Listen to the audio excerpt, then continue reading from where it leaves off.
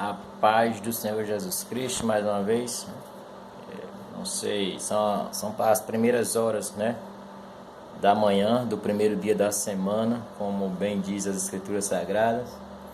E aqui, como sempre, né, eu tô com a camiseta Tudo sobre um Cristão, né, Evangelismo nas Praças. O que eu quero falar hoje?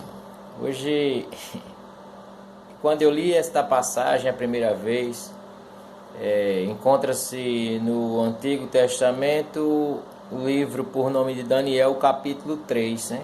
Quem é crente, quem é cristão, já sabe até do que se trata. Mas eu vou ler esses 30 versículos, porque eu sei que possa ter alguém aí que não enxergue, e ela vai ouvir essa mensagem também, né? Através do áudio aí do vídeo, né? Está assim: a estátua de ouro, os companheiros de Daniel no forno de fogo ardente. Do que se trata esta palavra aqui? Está escrita assim, capítulo 3, né, que é o número maior, e os versículos são os que se seguem. Digo isso porque às vezes a pessoa tem gente que tem dúvida, né, o que é o capítulo, o que é um versículo, tá? Então o capítulo é o maior, o versículo é o menor. Que é um canal Tudo sobre um Cristão. Tem pessoas que estão começando hoje a caminhada, então temos que ter esse cuidado, ter essa humildade de explicar. E diz assim a palavra de Deus: o rei Nabucodonosor fez uma estátua de ouro cuja altura era de 60 côvados e a sua largura de 6 côvados. Levantou-se-a do campo de Dura, na província da Babilônia. Amados, um côvado equivale mais ou menos a 45 centímetros, certo? 50, vamos fechar aqui uma conta assim, 50 centímetros. Então 60 côvados, a metade daria o quê? 30, né? 30 metros de altura. Essa imagem ela tinha aproximadamente 30 metros de altura, feita de ouro, e a largura dela era de 6 côvados, aproximadamente aí quase 3 metros. Então era algo grande, né? E eu creio que o sol batia nessa imagem, então o ouro brilhava muito. E ali este rei, ele mandou o arauto apregoar pela cidade, pela província.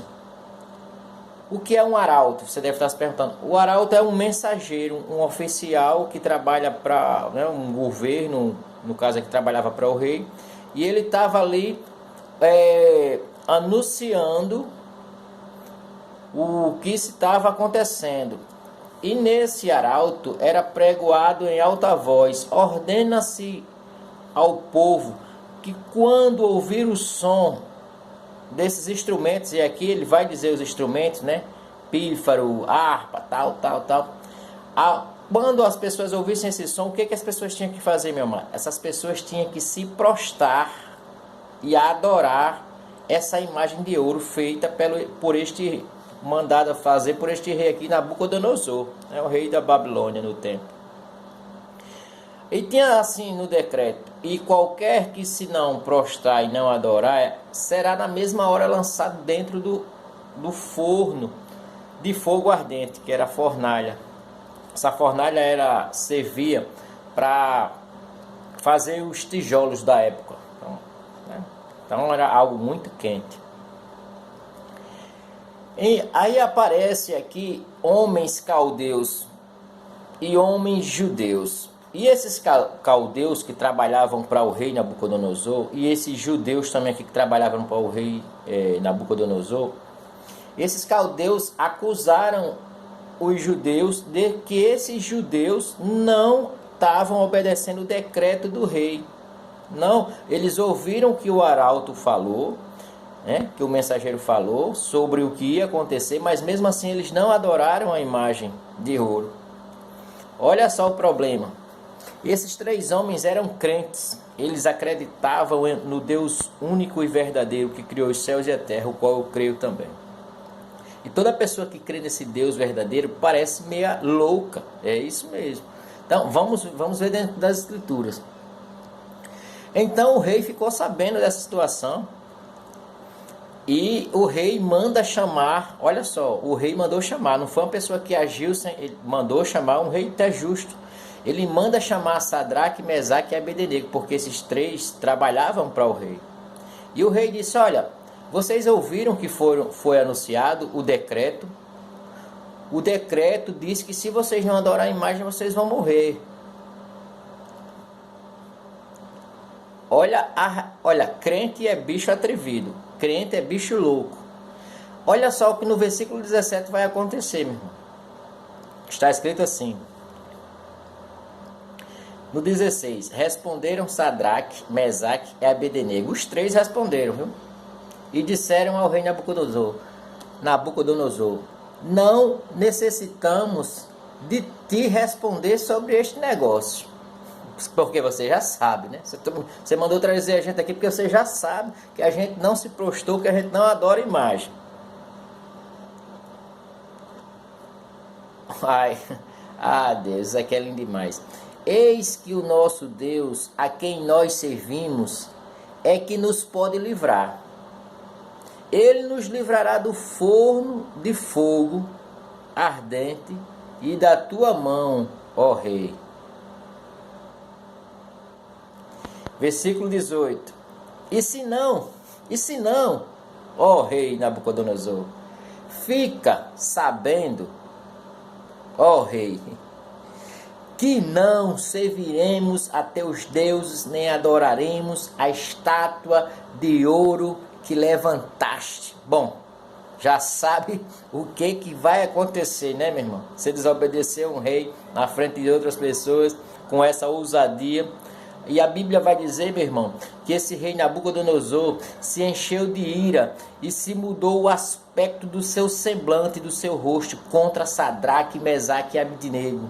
E falou e ordenou que o forno se aquecesse 7 vezes mais. Meu amado, então, aquecer o fogo. Aí olha o que o rei diz assim, eu quero que amarrem esses três aí, e joguem dentro. Agora, olha a ira. Se alguém vai ser jogado dentro do fogo, para que amarrar, meu irmão? O fogo já ia matar, né? Mas ele ainda manda amarrar. Amarra e jogue, que é para esses três aprenderem. O problema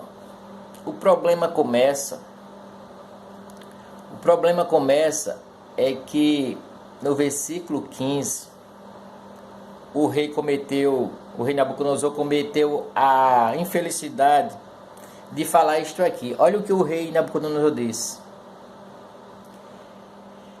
Joga esses homens na fornalha, e quem é o Deus que vos poderá livrar das minhas mãos? O problema é que os outros deuses não são deuses, mas este Deus aqui a quem eu sirvo e a quem Sadraque, Mesaque e Abednego serviram, é o Deus verdadeiro.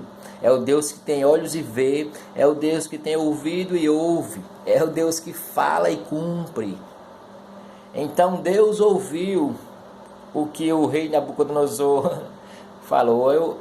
Deus vai preparar algo tremendo aqui. E a Bíblia, as Escrituras Sagradas, diz que Sadraque, Mesaque e Abednego cometeram uma pequena informação. E a gente tem que ver isso com detalhe. Porque, olha só, no 17, Sadraque, Mesaque e Abednego, eles falam algo assim. Eles dizem, eis que o nosso Deus, a quem nós servimos, é que nos pode livrar. Aí eles acrescentam, ele nos livrará do forno de fogo ardente da tua mão, ó rei. O problema é que Deus não livrou da fornalha. Não, Deus não livrou eles da fornalha. Eles se enganaram aqui. A prova é que eles são lançados na fornalha.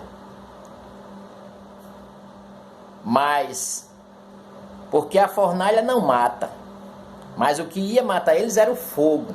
Então Deus livrou eles do fogo. Amém? Então, olha só o que é esse Deus maravilhoso, meu irmão.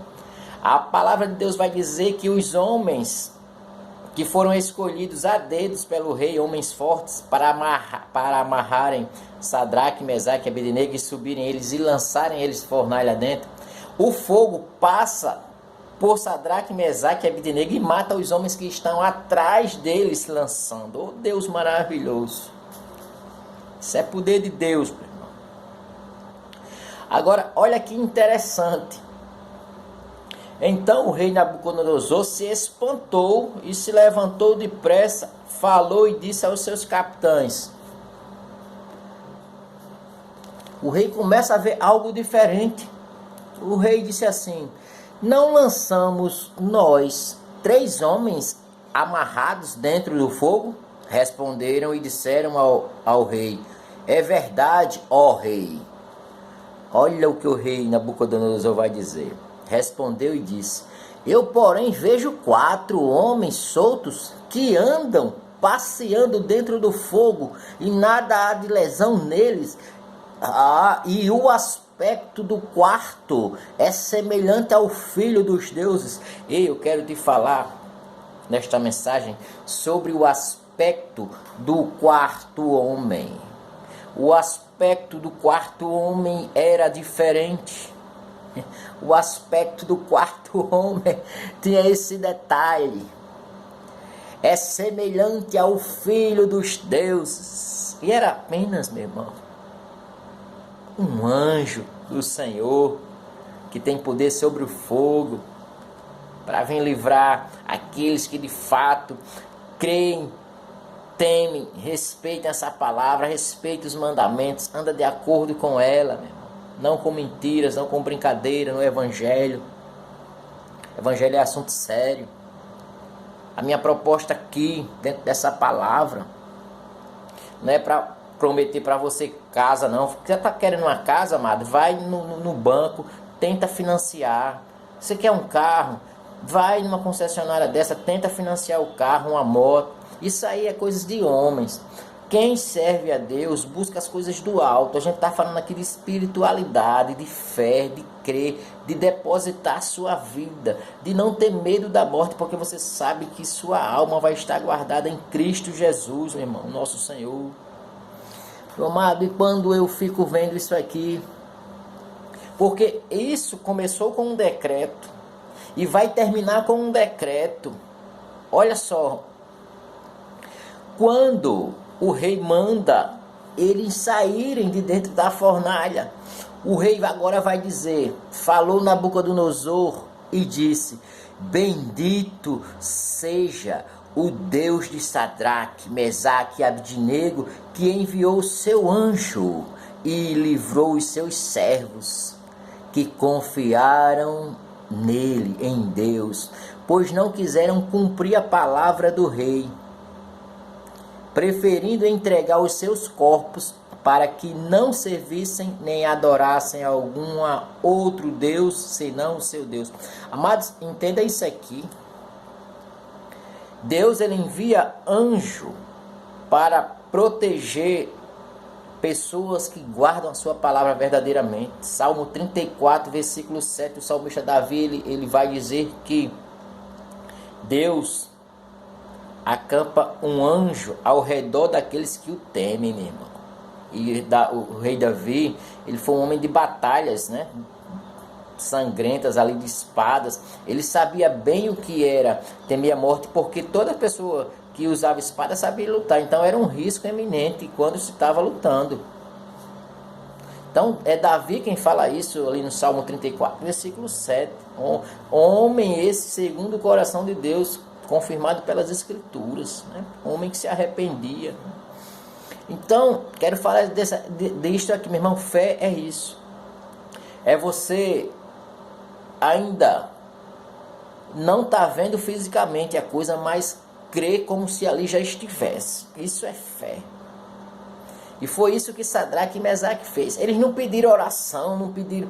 Eles disseram: olha, se Deus quiser nos livrar, livre, senão Ele é Deus, meu irmão. Adore a Deus pelo que Ele é, pela essência do que Ele é. Disse Deus: haja luz, meu irmão, e houve luz, né? Irmão, pelo poder que Ele tem, quando ele fala, acontece. E ele disse, meu irmão, que se o homem se arrepender de seus pecados, o pecador pode ser vermelho como esta cor aqui, ele torna branco, como este pano aqui. Porque ele é Deus, é ele quem diz, é ele quem faz, do jeito dele, na hora dele, quando ele quer, com quem ele quer, da maneira que ele quer.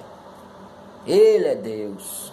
Eu sou homem, mas ele é Deus na minha vida e pode ser na sua também. Quando ele me libertou do vício, do álcool, da prostituição, né? Ali de comprar furtos, de vender coisas erradas.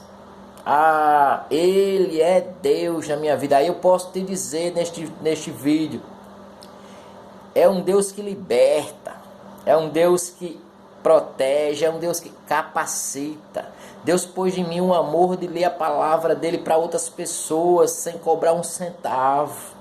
Eu que era avarento, agora eu tiro dos meus bens para dar a quem não tem. Oh, glória a Deus por isso. Sabe, isso é amor ao próximo. Isso é o segundo mandamento. O primeiro mandamento é: amarás o Senhor teu Deus sobre todas as coisas. Sobre todas as coisas, não importa que coisa é, sobre todas as coisas. Amarás o Senhor teu Deus de todo o coração, de toda a tua alma, de todas as tuas forças, de todo o teu entendimento, meu irmão. Usa o teu entendimento para entender que você é um pecador e que precisa se arrepender, que precisa se converter ao Senhor Jesus Cristo, precisa aprender a ler as Escrituras e praticar o que está aqui, pois o discípulo e apóstolo do Senhor Jesus Cristo, chamado Tiago, no capítulo 1, versículo 22, ele vai dizer que não devemos ser só um leitor da palavra ou um ouvinte da palavra, mas um praticante da palavra. Tiago 1, 22, ele nos ensina isso, que não devemos só ouvir o evangelho, achar bonito, mas devemos praticar o que o evangelho diz, porque a fé vem pelo ouvir, e ouvir a palavra de Deus que está escrita, para que nenhum homem a modifique ou te engane. Irmão, e como eu te falei que começou com um decreto, voltando para a palavra, para terminar, vai terminar com um decreto maravilhoso. Olha o que este rei Nabucodonosor manda fazer, este novo decreto.